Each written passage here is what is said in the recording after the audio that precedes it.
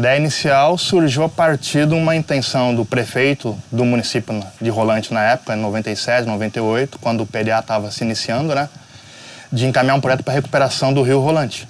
O rio Rolante é o principal que passa pelo município e já estava sofrendo problemas por causa do desmatamento da mata ciliar, com erosão, com assoreamento, né. Então todas essas beiras de rio são propriedades particulares. Então tem que ter o consentimento do proprietário.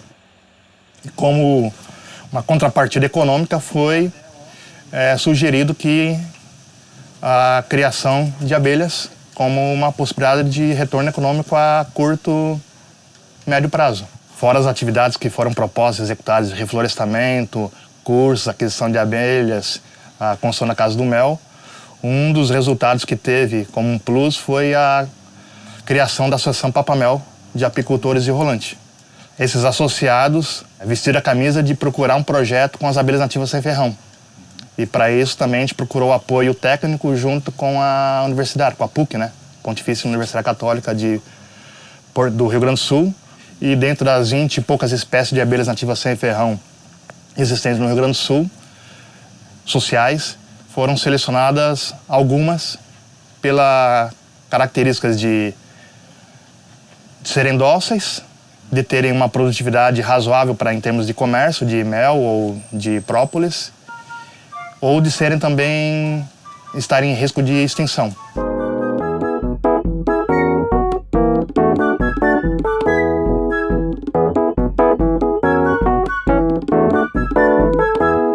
É bem diferente, bem diferente. Uma que a colônia de uma abelha com ferrão é completamente diferente a estrutura física da colmeia com a abelha nativa. A abelha nativa ela faz discos de família e potes de mel. Essa aqui é uma caixa de jataí. O modelo da caixa é Paulo Nogueira Neto, se eu não me engano. Aqui é o invólucro que vem em volta de toda ela, todo o ninho. Invólucro que vem em volta dos discos. Aqui é os discos de cria onde estão depositados os filhotes. Aqui está o pólen dentro dos potezinhos, que são os potezinhos bem fechadinhos. Aqui estourou quando a gente a levantou. E aqui fica o mel. Elas botam tudo mais ou menos meio junto. Não só uma separadinha assim pelo lado, mas quando tu vê aqui no meio vai ter pote com pólen junto. E a abelha ápis ela faz favo. Ela faz os favos de mel onde ela enche só mel. E o perigo, né? Eu vejo que a ápis é extremamente perigosa. Enquanto a abelha nativa nossa aqui é dócil. Elas não tem ferrão, tem mandíbula, mordidinha, mas que não é como um ferrão de uma abelha. Mas a criação de abelhas nativas em si, ela é extremamente fácil. Elas são nativas, são animais rústicos, né? E que, seguindo uma série de passos que a gente chamaria de manejo racional das abelhas nativas ou boas práticas de manejo de abelhas nativas, não há dificuldade nenhuma. Principalmente com as abelhas mansas, como o jataí. Por outro lado tem a tubuna, a tubiba, um pouco a tujuba, às vezes o manduri, que são agressivos. Eles mordiscam e aí fica bastante incômodo manejar elas sem um traje adequado, que se assemelharia ao traje de manejo de um apicultor.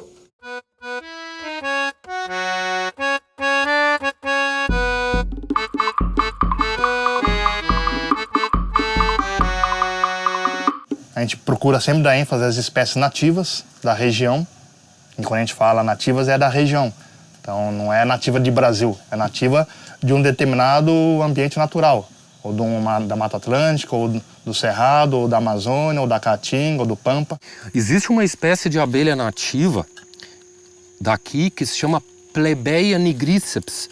Ela é uma abelha minúscula e como ela é nativa daqui, qualquer recipiente que se colocar com um cheirinho de própolis dentro, ela vai se instalar. Olha só a colônia, ó. Esse aqui é uma colônia das maiores que pode ter, por incrível que pareça. É uma abelha minúscula e eficiente para a polinização de várias culturas, porque dentro de uma floresta biodiversa como essa aqui, existem inúmeras plantas que certamente, como a abelha nativa daqui, que dependem dela como agente polinizador e vice-versa, né? A abelha depende dessas espécies e as espécies dependem dela. E junto a isso, procurar fazer um planejamento do fornecimento de flores, né? Também com espécies nativas, árvores frutíferas. Então, todas essas espécies aí que têm esse interesse de frutas também, que podem também ter um novo desdobramento, né, de produção de polpa de frutas nativas, tem um comércio para isso também, podem estar associadas a essa produção. Primeiro, onde conseguir os enxames? Os enxames estão na natureza, né? Ou em alguns criadouros. As abelhas que estão na floresta, elas devem permanecer na floresta. Elas só devem... os acessos às matrizes devem ser feitos por forma legal. Em muitos locais essas abelhas são criadas pelas populações há um bom tempo, né? Então muitos já têm alguns enxames em caixas, talvez um pouco mais rústicas, mas já tem essas abelhas na porta da cozinha, por exemplo. Muitas dessas são bastante dóceis, né? Então a gente pode conseguir ou através desses, ou atraindo enxames na época adequada, com umas garrafas que são adaptadas para atrair.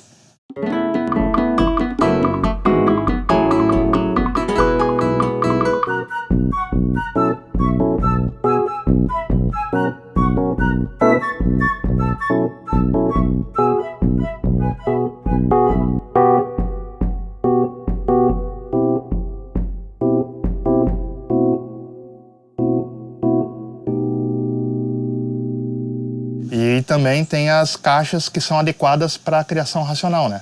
Que tentam simular o ambiente onde elas vivem. Elas vivem onde? Em árvores mais antigas, árvores mais grossas, ocas em geral, onde elas podem construir suas estruturas de ninho, né? Caixa boa. Eu tenho caixa boa, tenho caixa ruim.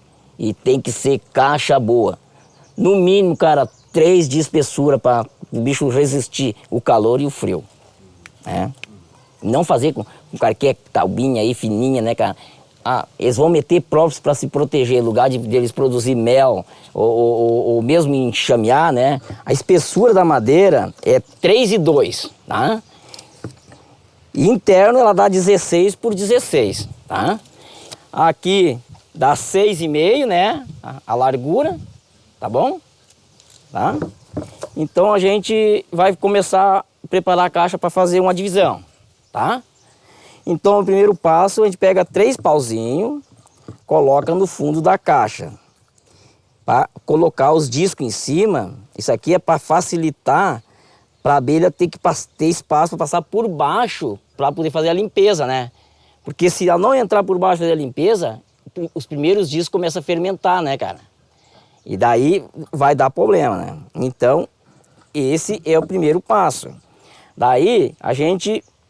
botou os discos de cria aqui com a realeira, né? Tira a caixa mãe, né, do lugar, deixa a caixa nova. A gente bota um sobreninho. O triângulo é o ninho, para o ninho subir, né? E esses cantos é para botar os alimentos, né? O cara levanta, né, isso aqui, aí o ninho... Com a divisão já vem junto os discos de cria e alimento, né? Daí tu põe em cima da outra caixa, né? Não tem aquele negócio de rasgar um pote de mel, fazer aquele lambuço de mel, né? É o ideal que ajuda isso aqui, né? E pega uma caixa nova e bota na caixa mãe para ficar completa, né? Então tem alimento para a caixa nova e a caixa mãe tem espaço para botar mais alimento para eles, né? A tampa... E veda. Eu vou passar a fita, tá? A gente vai vedar a caixinha para evitar o quê? Formiga, furídeo, as próprias outras abelhas, né? Que vai ser as inimigas deles, né? Ó, esse aí tá pronto como se fosse enxame na largar lá numa matriz, né? Fazer um enxamezinho. A fita é por um dia, dois, pode tirar a fita. Não tem mais o que deixar. Se não propulsar é porque não vai crescer, que a gente chama, não vai dar o círculo, né, cara? A primeira coisa que a abelha faz na hora da divisão, da transferência, é tapar os furos, as frestas que tiver, é o que eles fazem. Para evitar o inimigo, né? É esse o sentido que tem da abelha. A entrada aqui da jataí, a gente faz com a broca 6, tá? É o ideal, não precisa mais nada do que botar a broca 6 aqui. Se fazer maior, o que ela vai fazer? Ela vai encher de própolis e vai fazer como se fosse o tamanho da broca 6. Essa caixa aqui é para guaraipo e manduri, tá? Essa caixa aqui, ela é mais alta, o ninho do que o sobreninho, tá? A entrada dela pode ser com a broca 8, porque a guaraipo na broca 6 não passa, né, jataí, né? Tem que ser a 8. E no fundo, a gente coloca os 3 gravetos aí, para a abelha poder fazer a limpeza, né? Essa caixa aqui mede 25 externo e 20 interno, tá? A altura dela é 12 o ninho, 9 o sobreninho. E se botar melgueira, continua sendo 9. Aqui o ninho vai subindo, o ninho vem para cima. Na hora de fazer a divisão, o cara retira o sobreninho, o cara tá com os discos de cria, tem o alimento para pôr em cima do ninho, tá? A tubuna já não é o furo no centro da caixa, é num canto, tá? Depois eu vou explicar por quê, tá? Daí, o meu sistema, na hora, tanto faz uma transferência, uma divisão, colocar os sarrafinhos, os gravetinhos de baixo, né? O furo, a entrada aqui, ó, essa tem que ser com broca 10. Se for menos, se a população de abelha for bastante, vai ser pouco, né? Não vai dar conta deles entrar e sair tudo, né? É 47 comprimento por 26 externo e 19 por 40 interno, tá? Aqui é o seguinte, ó, eu faço com 8, eu faço com 7, sabe? Isso aqui não é necessário ser padrão, essa lateral aqui, sabe? Às vezes com aproveitamento de madeira a gente faz um pouco mais alto, um pouco mais baixo, não é muito, sabe? Agora aqui já, ó, no sobreninho, é bom que seja, né? De 6, 6,5, no máximo 6,5, 7 já é muito alto, tá? E daí, ó, essa é um sobreninho e tanto faz para sobreninho ou melgueira, né? Porque o ninho cresce só de um lado aqui, tu vê que não tem aquele triângulo, né? Então o ninho vem só nesse canto aqui e aqui é mel, tá? Daí bota uma, começa com uma, com 2, se tu quer botar 3, eu tenho caixa com 4, né? Até 5, né? Então daí, se o enxame vai desenvolvendo bastante, tu não quer colher um mel, não quer fazer divisão, vai botando mais, né? Já pode ver que a gente bota a tampinha em cima, dá certinho, não tem negócio de estar empenado, né? Essas travinhas aqui, meu, é excelente, cara, botar. Então essa aqui eu vou tirar, sabe? Essa aqui nem furo não tem, né, cara? Mas não quer dizer. Ó, as gavetas.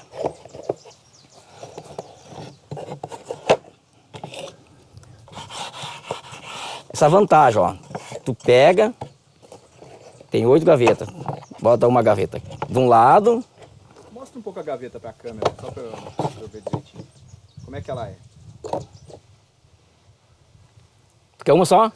Não, tá jóia, pode continuar. Ó. Outra coisa, ó. Tem que cuidar para não pegar material aqui que seja tóxico, né, cara? Pra abelha. Se pegar um MDF que for, se tiver gimo, vai matar as tuas abelhas todas, né, cara? É. Um pinus que for passado gimo, tem que cuidar, porque se tiver gimo, pode saber que tu botou a abelha dentro, vai só morrer. Ó, a gente coloca uma gavetinha de um lado, outra do outro, né? Coloca os 3 gravetinhos no meio aí também, tá? Para evitar de a facilitar para a abelha ter passagem, para fazer limpeza. Colocou ali os discos de cria para fazer a divisão, tu não vai colocar as 8 gavetas, porque vai ser muito espaço para a abelha, né, cara, cuidar de tudo, né? O que a gente faz daí? A gente bota só 4, 2 de cada lado, que pega um alimento, pega uma outra gaveta que esteja com mel, né, cara? Chega aqui, coloca aqui, que seja padrão, que encaixe, né, para te ter alimento, a abelhinha, né? Tira as outras gavetas, deixa sobrando, bota só esta parte. A caixinha vai ficar pequenininha, né?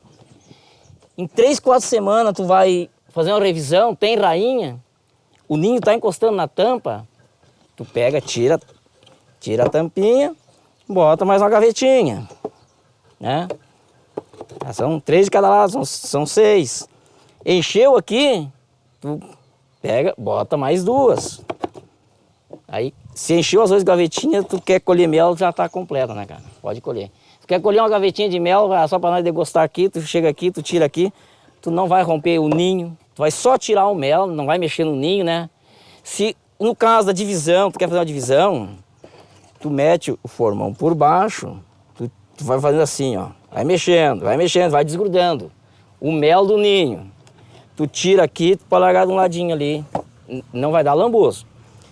Procura aqui, achou a realeira, tira os discos de cria, bota na caixa nova. Tu quer voltar tudo de volta, tu pode vir e voltar aqui, meu. Ó, é um modelinho de caixa que é bem legal também. E o furinho, se tivesse, é 6 milímetros também. Essa caixinha pode furar ela aqui, pendurar na parede, qualquer lugar, né? Na área, principalmente, né? Pendura na área aí, pá.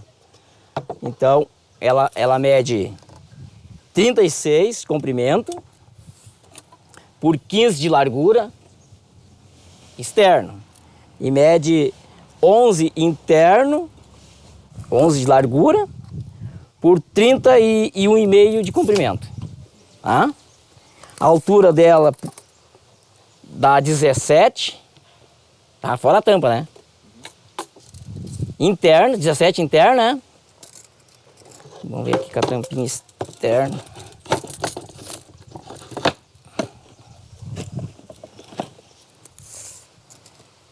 Externo 22 da altura, né? Tá?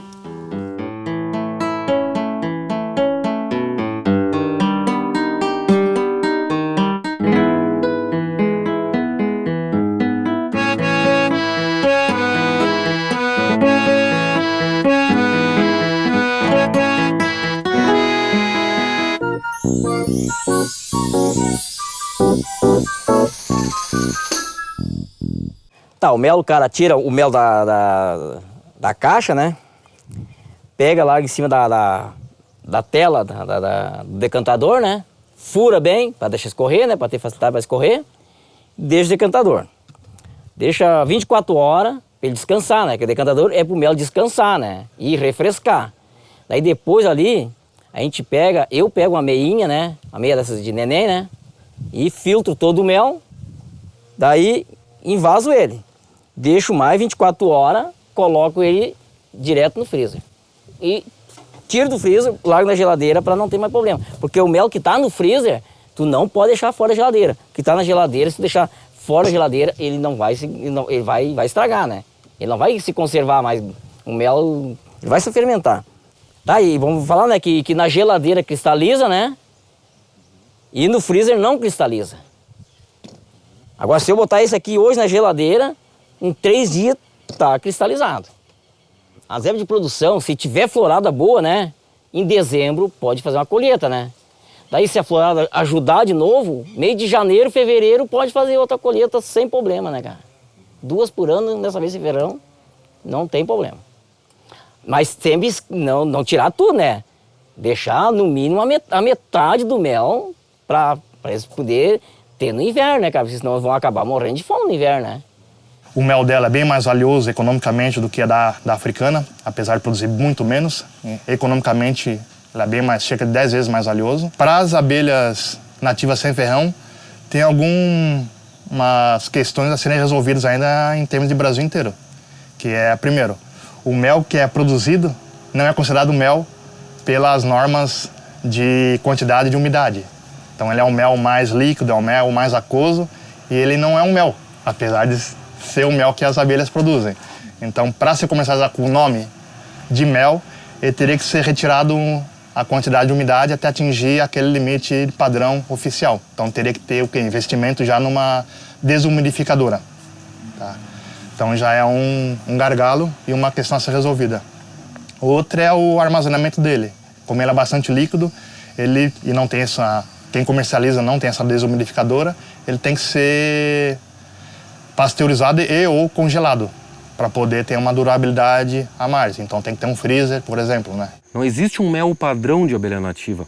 Esse mel de tubuna é diferente daquele mel de manduri, que é diferente do mel do Guaraipe, que é diferente do mel do Jataí, que está em processo de discussão se essas abelhas aqui, se essa a legislação que regula os méis para consumo humano vão ser iguais às resoluções, às definições para o mel de abelha nativa, ou cada espécie vai ter a sua regulamentação, que isso é tendência, pelo meu ponto de vista, porque esses méis são totalmente diferentes e são abelhas que visitam plantas diferentes e têm hábitos diferentes. Bom, por serem parte da fauna silvestre, precisa de licenciamento, seja para pesquisa, seja para um criadouro de hobby, ou seja para comércio. Aí tem uma legislação toda especial para isso, que no Rio Grande do Sul eu conheço apenas um criadouro de pesquisa, que é o da PUC, que está licenciado oficialmente. Então também é uma outra questão que está sendo debatida ainda aqui no Rio Grande do Sul, junto com o órgão, com a Secretaria de Meio Ambiente, para tentar tirar esse nó da cadeia produtiva, né? Um criador como eu, que sou um criador hobby, dá para usar esse termo, um pequeno criador, eu tenho o direito de ter até 50 colônias sem registro. Contudo, eu não posso comercializar essas abelhas. A partir de 50 caixas de abelha, ele tem que buscar, junto ao IBAMA,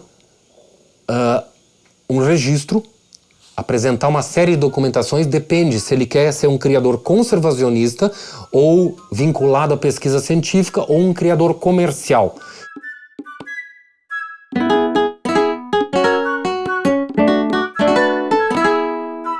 A polinização na agricultura ou da própria floresta nativa depende dessas espécies, principalmente aqui no Brasil, tanto na Amazônia quanto na Mata Atlântica, nas florestas tropicais. Cerca de 60%, 70% da polinização da floresta é feita por essas espécies de abelhas. Então, ou seja, sem elas, a floresta perece. Ela pode estar de pé, mas vai morrer com o tempo, porque não tem quem faça o transporte de pólen de uma planta para outra.